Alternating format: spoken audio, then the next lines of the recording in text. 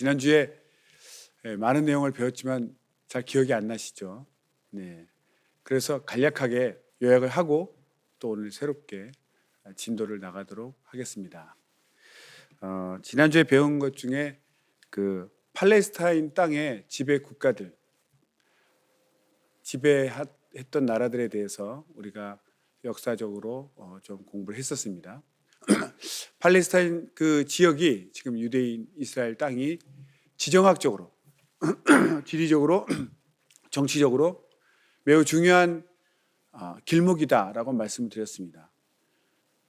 유럽 북쪽에 있는 유럽 지역과 동쪽의 아시아 지역과 또 남서쪽의 아프리카 지역을 세 개의 대륙이 연결되는 그 지역이 바로 팔레스타인 지역입니다.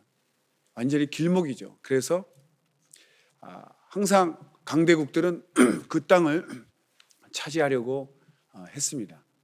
그래서 어느 지역의 나라가 강해지면 이스라엘이 또 그 나라의 식민지, 속국이 되고 했었습니다. 그래서 처음에 우리가 이제 배운 것은 바벨론에 의해서 그 땅이 지배당하다가 이제 바벨론이 또 바로 바사, 페르시아에게 멸망당하면서 페르시아가 그 땅의 또 주인이 되었고 또 페르시아 다음에 잘 아시는 알렉산더 대왕에 의해서 헬라 제국에 의해서 또 통치가 되고 그 다음에 그 알렉산더 대왕이 일찍 32세로 후계자를 정하지 못하고 병으로 정복 전쟁 중에 사망함으로 인해서 그 넓은 헬라 제국이 그 부하 장군 4명에 의해서 분할이 됩니다. 그 중에 이제 힘이 강했던 두 장군에 의해서 크게 양분되었는데 그 이집트 쪽을 차지했던 그 왕이 있죠. 이집트 쪽을 차지했던 것이 이제 프톨레미 왕조입니다.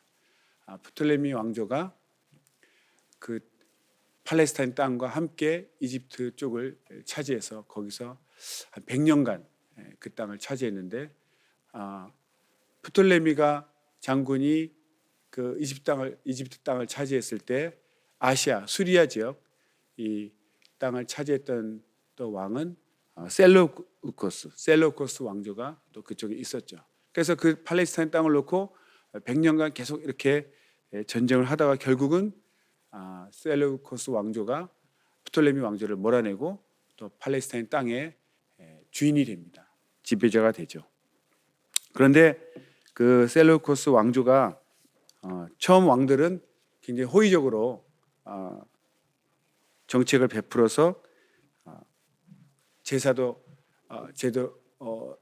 지낼 수 있도록 그 유대인의 그 신앙을 지킬 수 있었는데 4대째 가서 그 셀루코스 왕조의 그 왕 이름이 안티오쿠스인데 그 안티오쿠스가 성경에 이제 안디옥이라고 기록되어 있습니다. 안디옥이 안티오쿠스죠. 안티오쿠스 4세 때 에피파네스라고 합니다. 그 에피파네스 때 완전히 돌변해서 신앙을 이제 방해하고 핍박하기 시작했습니다.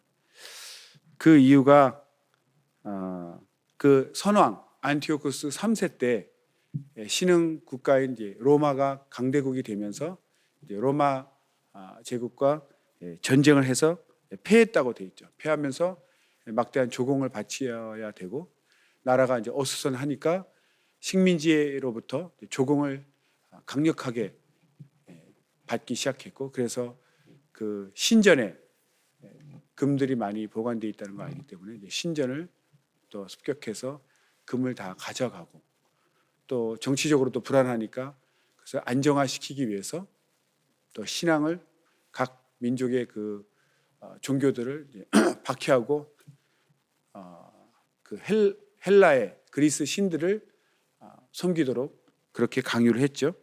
특별히 이 안티오쿠스 4세 이 에피파네스는 자기를 또 제우스 신이다 이렇게 자기를 신격화하고 그 유대 성전에 제우스 신상을 놓고 이렇게 섬기게 했습니다. 그리고 유대인들이 먹지 않고 이제 싫어하는 그 율법에서 금하고 있는 돼지고기를 또 제물로 바치고 이런 일을 통해서 이제 이스라엘 백성들이 이제 분노하게 되는 거죠. 결국은 마카비 혁명이 이제 일어나게 되죠. 마따디아라는 그 제사장 가문의 마따디아라는 사람이 아들 5명과 함께 독립전쟁을 일으킵니다. 그래서 결국 독립전쟁에 성공하는데 그때 그 마따디아로부터 이어지는 그 유다의 새로운 왕조가 하스모니안 왕조, 하스모니안 왕조라고 제가 말씀드렸습니다. 그 하스모니안 왕조가 이제 시작되는데 그 마따디아의 아들 중에 셋째 아들 유다가 있는데 그 유다의 별명이 바로 쇠망치라는 뜻을 가진 마카비입니다. 그래서 이제 마카비 운동이란 말을 우리가 많이 이제 쓰게 됩니다. 마카비 운동, 독립 운동을 통해서 100년간 하스모니아 왕조가 유지되었습니다.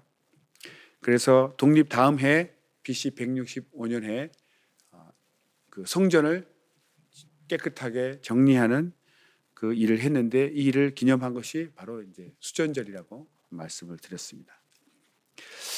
그때 이제 나라가 하스모니아 왕조가 이제 강력하게 성장했을 때 이제 4대까지 내려갔을 때 예루살렘 동남쪽에 이두메라고도 하고 이제 에돔 지역에 그 왕이 이제 안티파스라는 왕이 있었는데 그 이두메 그 에돔 땅을 정복하고 그 왕을 이제 멸망시키고 총독으로 이렇게 앉혔다고 나옵니다. 근데 이 바로 안티파스가 바로 그 헤롯 대왕의 할아버지죠. 그래서 그 4대를 일단 제가 지난번에 말씀드렸습니다. 안티파스가 에돔 왕이었는데 그 하스모니아 왕조에게 멸망당하고 이제 총독으로 내려앉고 그 안티파스의 또 아들이 이제 안티파터라는 그 아들을 다시 이제 총독으로 앉히고 그 다음에 그 안티파터의 또 아들이 이제 헤롯 대왕, 대헤롯이라고 하죠. 예수님 태어날 때 당시에 그 헤롯 대왕입니다. 그리고 그 다음 이제 헤롯의 아들로 이루어진 그 분봉왕들이 이제 나타나게 됩니다. 나중에 나오겠지만 일단 그래서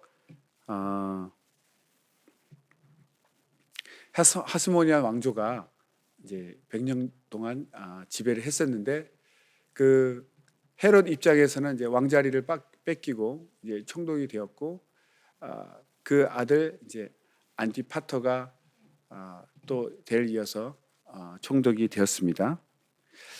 그 다음에 이제 로마 제국이 나타납니다. 오늘부터 이제 배울 이제 로마 제국. 하스모니안 왕조 통해서 유대인들의 왕국이 한 100년 다시 독립이 되었었는데 결국 이제 로마에게 다시 멸망당하고 말죠. 그것을 우리가 배우겠습니다. 로마 제국이 처음부터 강대국이 아니었고 로마는 하루아침에 이루어지지 않았다. 그런 유명한 말이 있죠. 로마 제국도 처음에는 작은 BC 8세기경 이탈리아 반도 중심 지금 로마에 있는 작은 도시 국가였습니다. 그 힘이 이제 점점 강대해져서 BC 270년경에는 이탈리아 반도를 통일했고 그 통일하면서 이제 이탈리아 반도를 통일하면서 주변 국가들로부터 잡혀온 사람들을 다 노예로 이제 삼지 않습니까?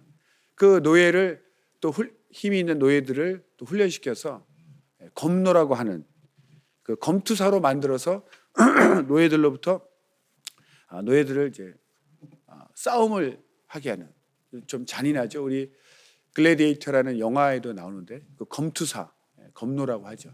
검투사로 만들어서 서로 막 지면 이제 죽고 같은 동료지만 이제 서로 싸우다가 지면 이제 동료에게 죽게 되는 그런 이제 끔찍한 그런 경기를 즐겼습니다.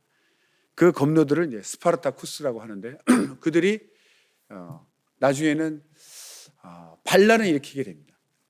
싸움을 잘하고 힘이 있다 보니까 반란을 일으키는데 거의 뭐 10만 명 정도 이렇게 늘어났다고 합니다. 그래서 이 반란군은 이제 진압해야 되니까 로마 원로원에서 장군들을 불러 세워서 진압하기를 원했습니다. 폼페이 장군, 크라수스 장군, 나중에 이제 그 유명한 율리어스 시저라고 하는 가이사까지 해서 이제 그 반란군을 진압을 하는데 이 세 장군이 오히려 이제 원로원을 누르고 자기들이 통치를 합니다.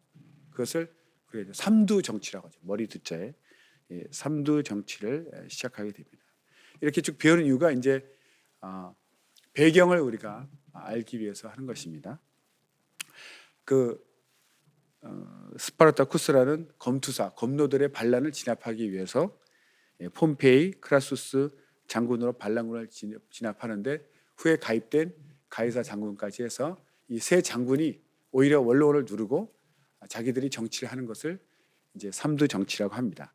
그때 가이사는 지금의 유럽 지역인 프랑스 쪽으로 갈리아라 하죠. 갈리아 지역으로 이제 원정을 나갈 때 그 폼페이 장군은 아시리아, 터키 지역, 수리아, 지금 이제 소아시아 지역이죠.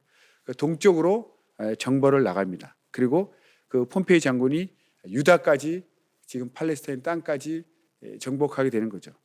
그때 그 에돔 지역의 총독이었던 안티파터, 첫 총독인 왕이었다가 총독이 된 안티파스의 아들 안티파터가 그 기회를 노리고 폼페이 장군이 유다 지역, 팔레스타인 땅을 정복할 때 그 폼페이 장군을 돕습니다. 그래서 결국 폼페이 장군에 의해서 유대 왕국 하스모니안 왕조가 멸망하게 되죠. 그때 그 폼페이 장군을 도운 사람이 바로 안티파터, 그 에돔 총독입니다.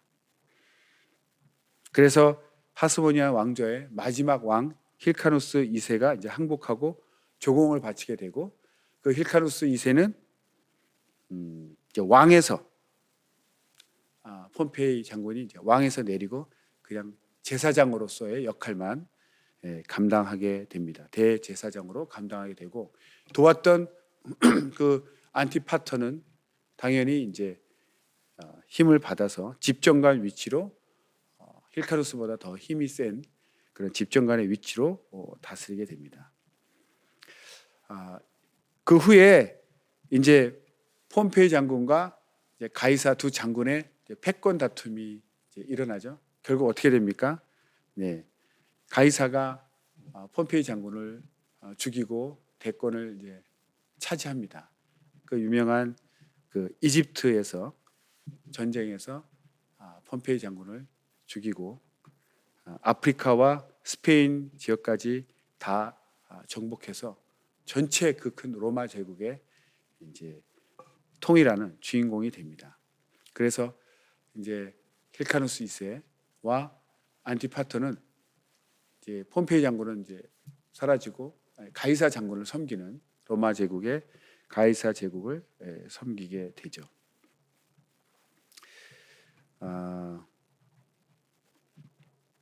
그런데 이제 또 역사가 또 이어집니다. 그 유명한 가이사가 이제 로마 제국의 모든 것을 지배하고 있을 때 그 충신이었던 그 브루투스라는 그 아끼던 그 충신이 원로원에서 가이사의 세력이 너무나 이제 강력해지니까 그 세력이 강해지는 것을 두려워해서 그 아끼던 브루투스 충신을 이제 잘 이렇게 꼬드겨서 가이사를 죽이게 만들죠.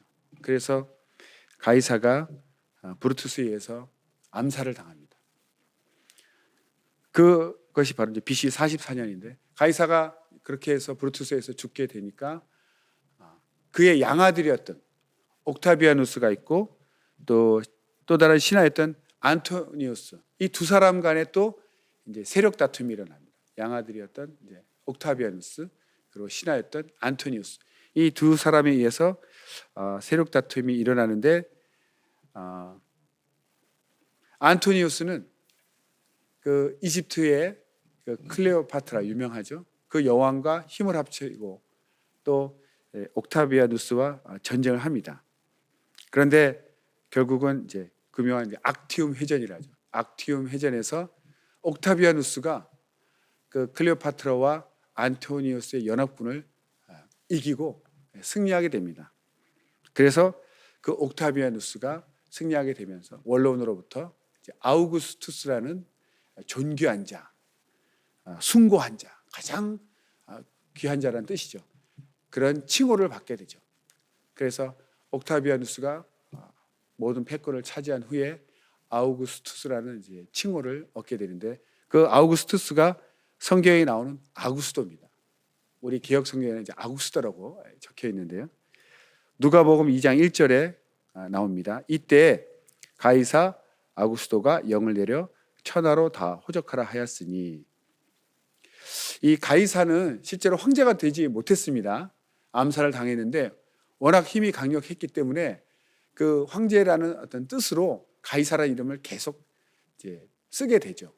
그 사람 가이사가 아니라 이제 이름으로서의 가이사가 아니라 황제라는 의미의 가이사란 쓰이죠. 라는 이름을 쓰게 되죠. 그래서 가이사 아구스토라고 합니다. 아우구스투스죠. 그때 바로 예수님 태어날 당시에 그 로마 황제가 바로 그 옥타비아누스 아우구스투스가 그 시대의 황제가 됩니다.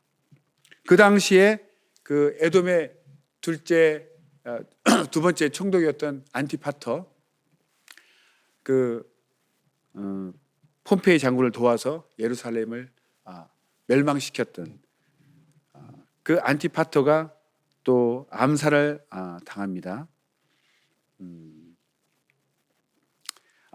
그 폼페이 장군에 의해서 예루살렘이 함락되고 멸망당할 때 그때가 이제 BC 63년이었습니다. 네. 안티파터가 이제 살해당하고 그 안티파터가 그 아들 헤롯 대왕이라 하는 대헤롯을 자기 또 이어서 총독으로 세웠는데, 아버지 안티파터가 살해를 당하게 되고 그 아들 대헤롯이 이제 곤경에 빠지게 되는데, 그 이유가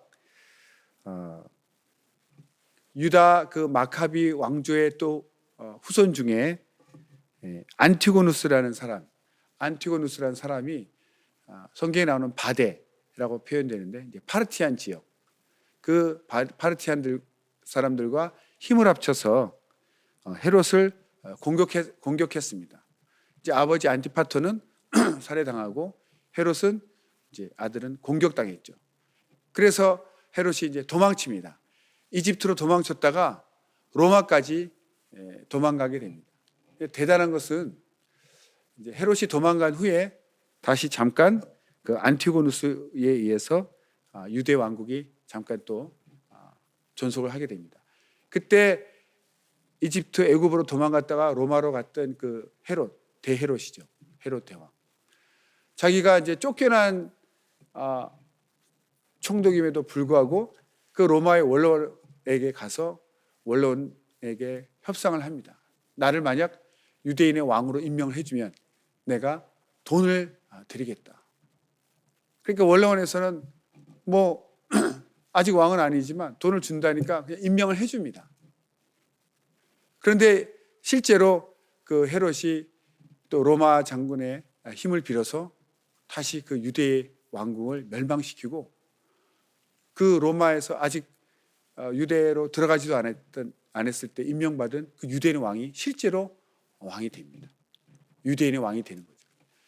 그래서 그 땅이 식민 백성은 유대인이고 통치하는 왕은 유대인들이 경멸히 여기는 에돔의 종놈이라고 경멸히 여기고 무시하는 그 에돔 사람 헤롯이 왕이 되고, 또 실제적인 권력은 로마 제국에 의해서 이중 압제 구조라고 하죠.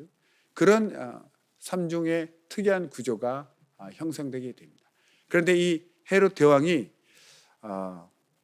불안하죠. 자기는 이제 에돔 출신이고 에돔 사람이니까 유대인의 환심을 사기 위해서 굉장히 또 일을 많이 합니다. 그 성전도 다시 짓게 하고 건축도 많이 해서 유대인의 마음을 많이 이제 얻으려고 하죠. 네. 그래서 헤롯 대왕이 자기 왕조를 유지하기 위해서 일을 많이 하는데 실제로 성경에 나타나는 그 헤롯 왕들이 쭉 이어지는데 헤롯 가문이 굉장히 오랫동안 유지되게 됩니다. 그런데 이렇게 이제 공부를 하지 않으면 예수님 태어날 때도 헤롯 왕이 나오고 예수님이 다시 성인이 되어서 공생애를 시작할 때도 또 헤롯 왕이 나오고 심지어는 예수님이 돌아가시고 승천하신 후에 제자들이 사역할 때 사도 바울이 사역할 때도 또 헤롯 왕이 나옵니다. 뭐 아무 생각 없이 보면 그냥 그 헤롯이 이 헤롯인지 뭐 관심 없을 수 있지만 잘 모르면 아니 헤롯이 이렇게 오래 살았나, 헤롯 왕이 도대체 몇 살까지 산 것인가, 이렇게 의문이 들 수 있죠. 그러나 실제로는 이제 헤롯이 한 헤롯 왕이 아니고 그 자손들로 쭉 이어져서 나갑니다. 그래서 헤롯 왕조가 이어지죠. 그것을 우리가 공부하면 성경을 좀 더 쉽게 이해할 수가 있겠습니다. 그래서 이제 새롭게 오늘 다시 또 공부할 것 중에 제목이 신약에 나타난 이제 중요한 직책들이 있는데 그 첫 번째로 헤롯 왕조에 대해서 잠깐 또 배우겠습니다. 헤롯 왕조. 예수님 태어나실 당시에 그 헤롯 왕은 우리가 이제 헤롯 대왕, 대헤롯이라고 부르는 왕입니다. BC 37년부터 4년까지 왕이었죠. 그리고 예수님이 성인이 되어서 공생애를 하실 때 30세 시작하셨다고 하니까 30년이 지났죠. 그 후에 한 세대가 지난 후에 나타나는 그 헤롯은 그 대헤롯의 헤롯 대왕의 아들들인 이제 분봉왕, 새 분봉왕이 나타납니다. 그래서 그 헤롯 분봉왕, 새 분봉왕이 나오는데 바로 그 이름이 헤롯 안티파스, 헤롯 빌립, 헤롯 아킬라오, 이렇게 새 분봉왕이 이어집니다. 그 유명한 이제 대헤롯은 우리가 성경에 나오다시피 어렵게 이제 에돔 사람 출신이니까 유대인들이 자신을 이제 좋아하지 않는다는 거 알죠. 그래서 겨우 이제 왕을 이렇게 유지하고 있는데 이제 동방 박사들이 나타나서 유대인의 왕이 태어났다. 유대인의 왕이 태어났다. 얼마나 불안했겠습니까? 겉으로는 내심 아닌 척하고 자기도 경배하겠다고 어디서 그 유대인의 왕이 태어났는지를 알려다오 했는데 천사의 지시를 받고 동방 박사들이 그 아기 예수를 경배하고 다른 길로 고국으로 돌아가죠.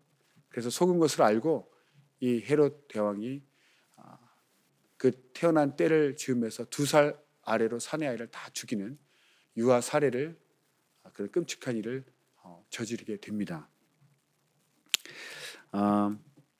그때 나오는 그 헤롯이 바로 이제 대헤롯, 헤롯 대왕이라고 우리가 부릅니다.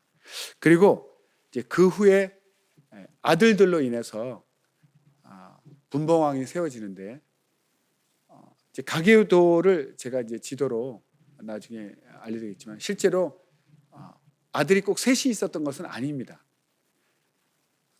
왕비가 아내가 6명이고 아들들도 6명이 있습니다.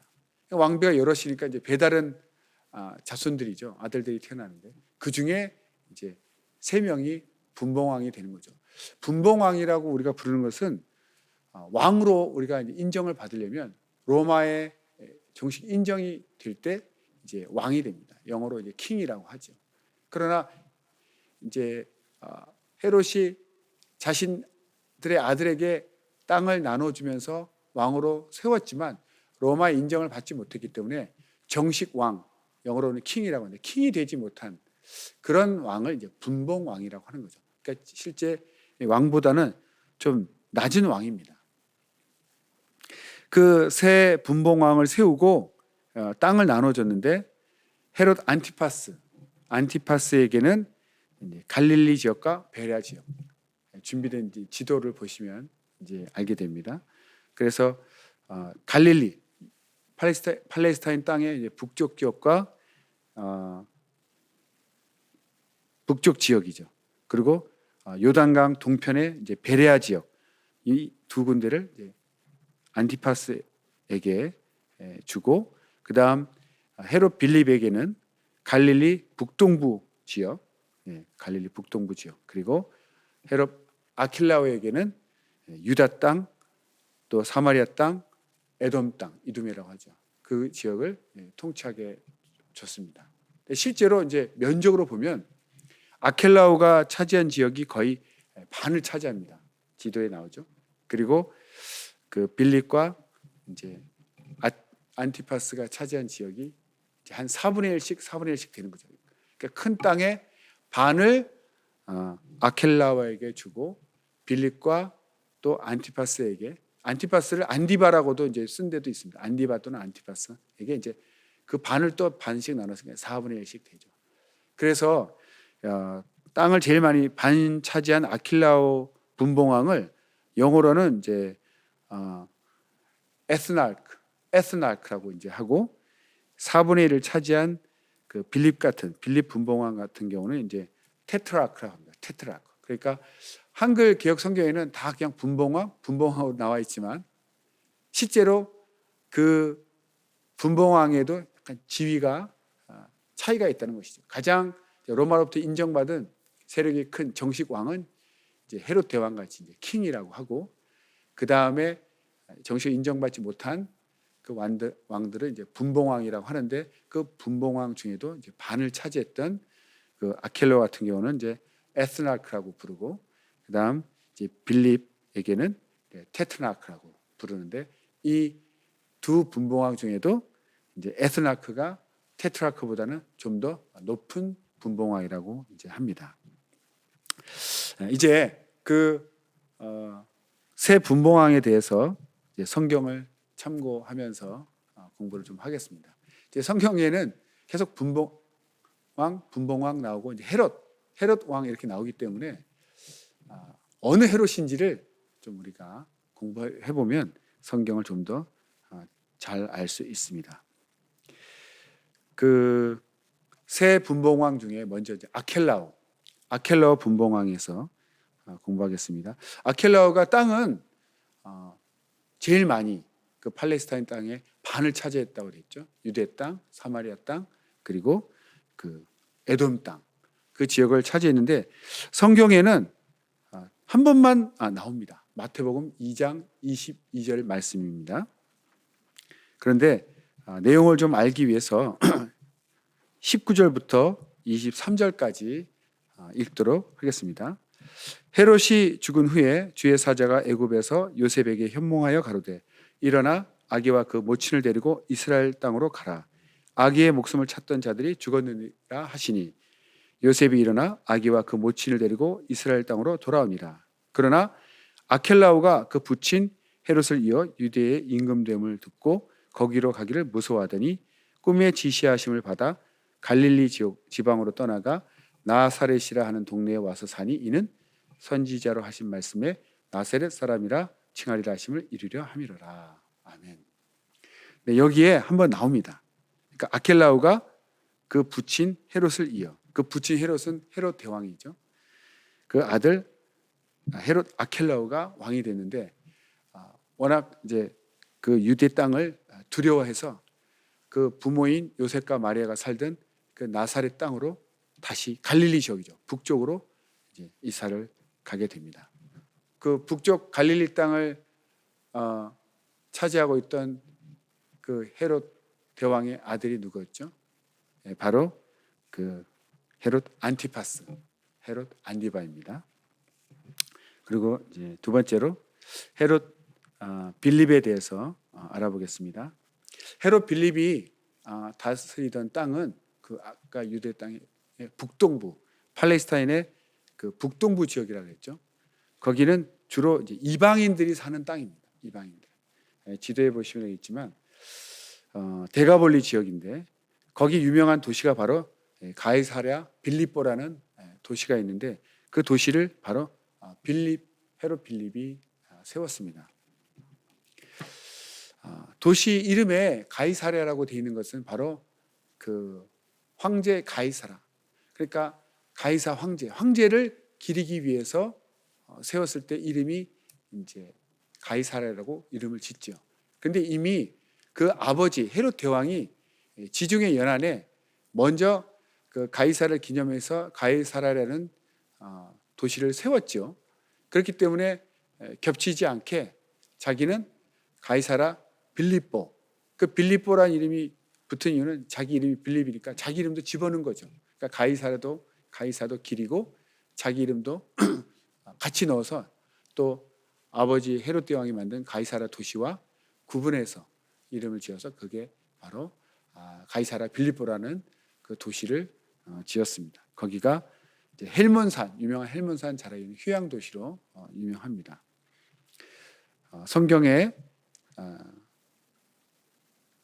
성경을 참고로 가이사랴와 가이사랴 빌립보가 나오는 성경 구절을 찾아보겠습니다.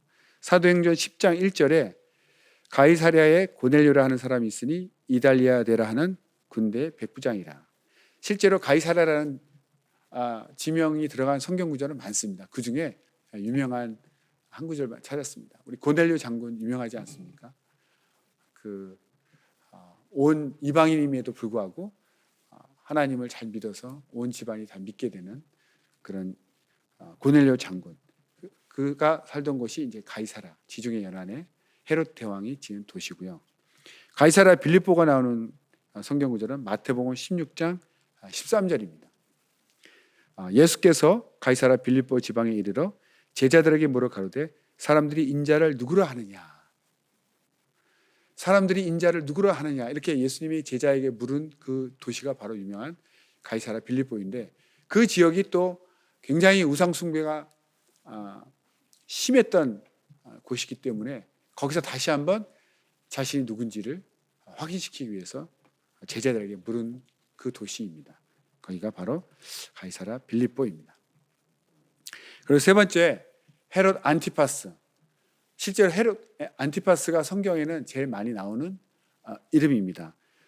헤롯 안티파스는 그 갈릴리 지역, 그 갈릴리 지역과 요단 동편의 베레아 지역을 물려받은 그 분봉왕입니다.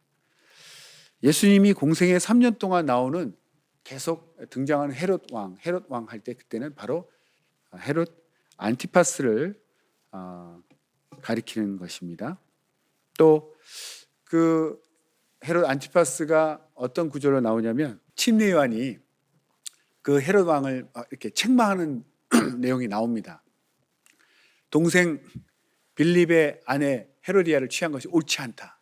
결국 그것으로 인해서 목배임을 당했는데 그 헤로디아를 차지하는 것이 옳지 않다라고 지적했던 그 지적받은 왕이 바로 헤롯 안티파스인데, 그 빌립이 그 조금 전에 말씀드린 그 분봉왕 빌립이냐? 그건 또 아닙니다. 또 다른 빌립이 있었어요. 분봉왕이 아닌, 이름이 똑같을 뿐입니다. 나중에 다시 설명드리겠습니다. 그 지적받았던 그 헤롯 왕의 헤롯 안티파스고요. 누가복음 9장 7절에서 9절을 읽겠습니다. 분봉왕 헤롯이 이 모든 일을 듣고 심히 당황하여 하니 이는 혹은 요한이 죽은 자 가운데서 살아났다고도 하며 혹은 엘리야가 나타났다고도 하며 혹은 옛 선지자 하나가 다시 살아났다고도 함이라. 헤롯이 가로되 요한은 내가 목을 베었거늘 이제 이런 일이 들리니 이 사람이 누군가 하며 저를 보고자 하더라. 여기서 나오는 이제 분봉왕 헤롯이 바로 헤롯 안티파스라는 것입니다. 그러니까 자기가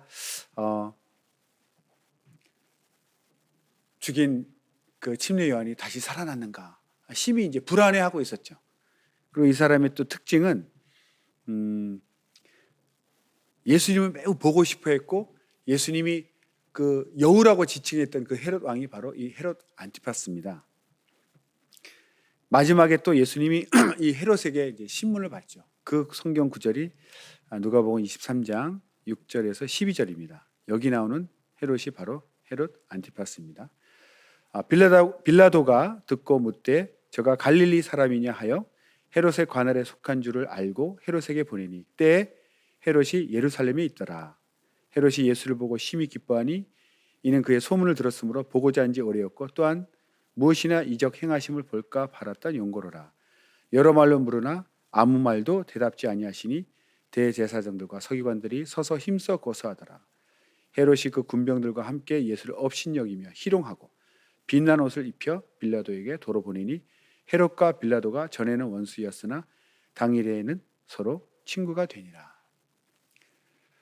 그러니까 원래 북쪽 갈릴리 지역의 지역을 통치하던 헤롯 안티파스가 그 당시에 잠깐 예루살렘에 올라와 있었죠. 유대 땅에. 그러니까 빌라도가 예수님이 나사렛 예수라니까 나사렛은 갈릴리 지역인데 그런가 해서 그러니까 갈릴리 사람인 줄 알고 그 관할 왕이었던 분봉 왕이었던 헤롯 안티파스에게 보낸 겁니다.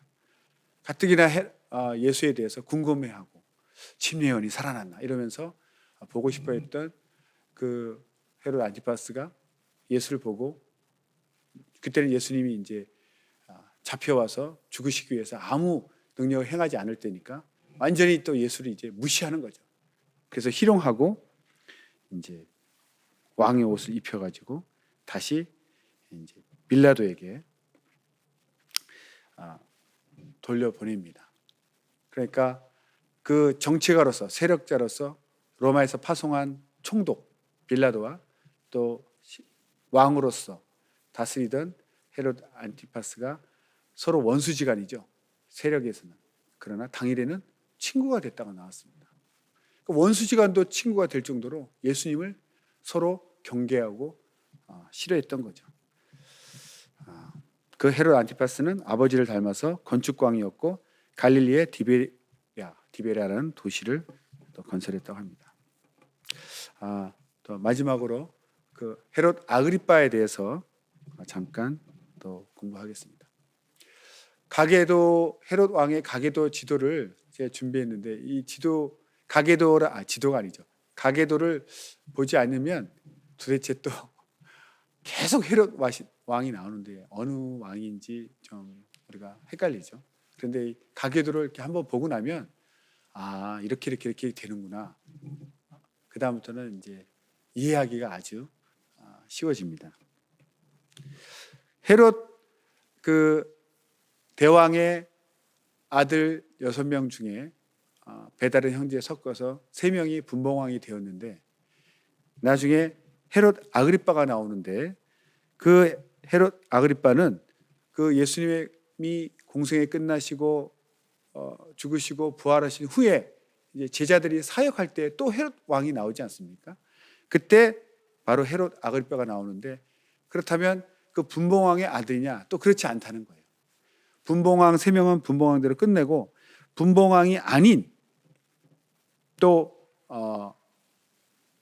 그 헤롯 대왕의 자녀를 통해서 태어난 그 왕 중에 또 분봉왕이 되는데 그게 바로 헤롯 아그리빠 1세입니다.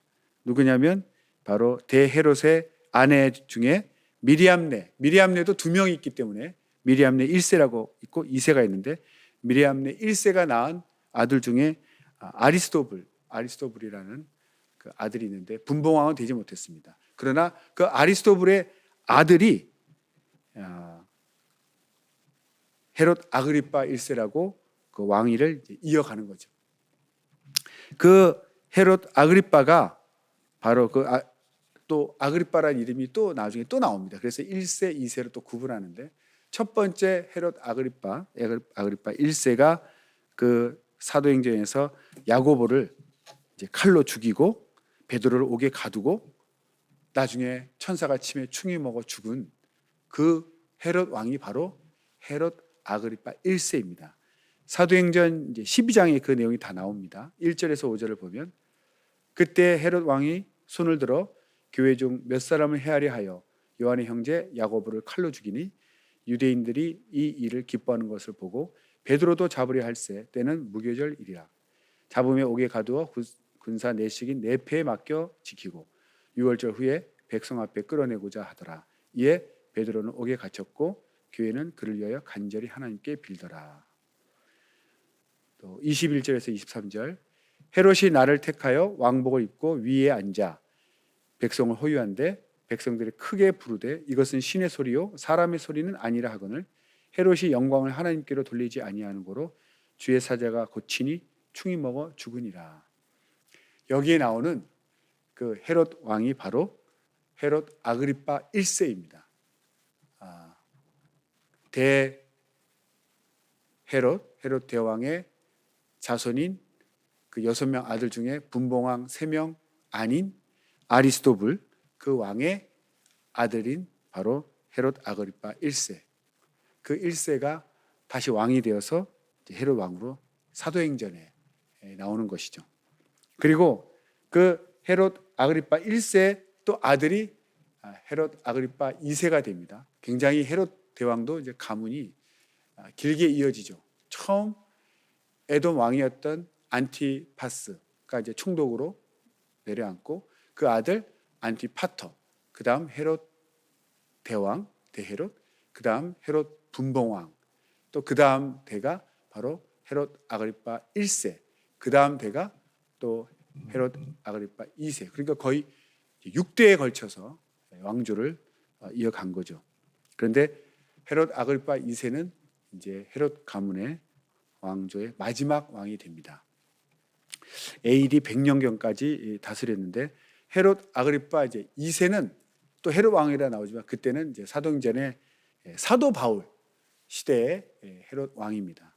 사도 바울이 1차, 2차, 3차 선교 여행을 다 마치고 이제 예루살렘을 돕기 위해 헌금한 거 있죠. 이거 연보 준비한 그 구제 헌금을 가지고 예루살렘에 갔는데 이제 체포될 것을 미리 예언을 받았죠. 그러나 두려워하지 않고 예루살렘에 올라갑니다. 그래서 그 예루살렘에서 체포되었는데 자기가 로마 시민권을 가진 것을 주장하고 내가 가이사에게 호소한다 해서 그럼 가이사에게 재판을 받기 위해서 잠시 그 지중해에 있는 가이사랴의 그 감옥에 잠깐 억류되게 됩니다.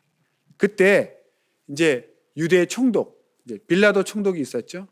그 후에 이제 총독이 벨릭스가 있었고 벨릭스가 이제 기한이 다 되고 베스도가 벨릭스 후임으로 베스도가 이제 부임하게 됩니다.